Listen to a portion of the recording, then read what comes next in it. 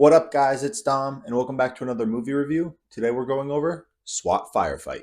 S.W.A.T. Firefight, released in 2011, directed by Benny Boom. It's just a story about Paul Cutler, a member of the LAPD SWAT, goes and trains Detroit SWAT. And I mean, it's a pretty good movie. I do have some beefs with this movie, but we'll get into that. Let's just get into the 10 essential aspects of a movie. Plot. Does the movie follow a comprehensive story arc and is plausible within the world that has been created? Now, it's definitely plausible. A lot of the movies that have to do with law enforcement do try to get specifically situations that are realistic and actually would occur in the real life. But this movie's plot is a big problem for me. It just, there's a lot of jumping around to different situations, and then the end, they kind of do a Hail Mary, and it did not end work. It did not end up well. All right, they made a lot of bad choices, and I think you can really tell by just watching this movie even once. Attraction. Does the movie have an interesting premise with a high entertainment value? Now, the movie definitely was entertaining, especially the parts where they were actually training the SWAT, because that was interesting to see how they would be trained. Yes, maybe it's not as realistic as they would actually be trained, but how they approached those scenes was really good. I did enjoy those scenes a lot. Now, again, the ending that was not entertaining for me. It honestly just angered me, and I just was really annoyed with the last 20 minutes of the movie. Theme. What message or truth is the movie trying to convey?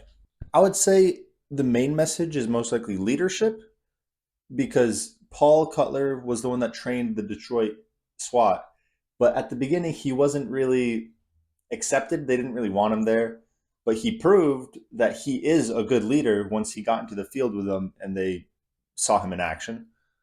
I feel like it doesn't really have a message, but that's the closest one I can come up with. Dialogue. Is there a real feel to the conversations? Now, I'd say the dialogue in this movie is only okay. There was some good dialogue, some bad, but Gabriel Macht as Paul Cutler, he definitely stole the show. He showed so much emotion in his dialogue. You can definitely feel each line that he's speaking. But I knew he was good with that because he played Harvey Specter in Suits, and he was the main guy in that for, what, 9 seasons? Acting. Are the characters convincing? Now, there's three people that I definitely want to mention during this acting category. All right, there's Gabriel Macht, of course. I talked about him in dialogue, his ability to show emotion, flawless. He was the best actor on the screen. There's also Giancarlo Esposito. He played Hollander, the captain of the Detroit SWAT. He was only in a small bit of the movie, but it was meaningful. Of course, he's a great actor. You've definitely seen him in plenty of different things. And also there's Robert Patrick. Now, he was the main villain of this movie. I didn't like the villain, but at least his acting was good. So I'll take that. Cinematography. Is there a creative use of lighting, setting, and wardrobe to convey emotion? Now, when it comes to wardrobe, their uniforms just looked like uniforms, which is all it needed to. I'm glad they didn't do too much. They just made them look like SWAT.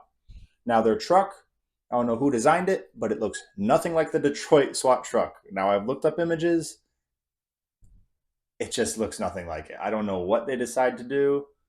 They just removed the front and just made it a big old rectangle. I don't know. They screwed it up bad. But another thing that they screwed up was whenever there was a death in the movie, it did not look real at all. It looked completely just over dramatic. One, over dramatic acting, but also way more blood than there should be. So I'll say that much. Editing. This is all about the pacing of the movie. Now, this movie is an hour and 29 minutes long. I think it's a good length. It could have been slightly shorter. Now, there was a lot of dead space in this movie. I don't know why they kept these scenes in there. There was some scenes where no one said anything. There was no music playing. It was just someone walking around in a room, honestly. So I feel like they could have removed those scenes, got down to like an hour 15, and probably would have been better. Soundtrack. Now, there's no real soundtrack to this movie. There was suspenseful music during the intense moments, but other than that, no real soundtrack. Directing. The director is Benny Boom, and usually I would blame the director since he is the one that checks off on everything that happens. So I would blame him for this ending and all the little shitty parts of the movie, but I can't really do that because other than Next Day Air, he really did not direct much. Like 2 episodes here, 3 episodes there of different TV shows in a whole bunch of different genres. So Better luck next time, Benny. Time. Does it stand the test of time? No, it doesn't. I've asked all of my friends if they've seen this movie or heard of it. None of them have. None of them have heard of it, seen it, nothing. So clearly, it does not. Reviews. So this is a first for me, but Rotten Tomatoes critics didn't even rate this movie. There was just a blank box. So that's interesting to me because I've never seen that. Audience gave it a 33%, and IMDb gave it a 5.3 out of 10. Honestly, I know it's a bad movie, but I would not give it a 33 or an unrated, but I would honestly stick with the high 40s, I'd say. I could have an argument for 50. So I'd probably have to agree most with IMDb, but I think a little lower would be better. Rankings. So clearly, SWAT Firefight is going to be first in 2011 and in the 2010s, simply because it's the only movie I have reviewed in that decade.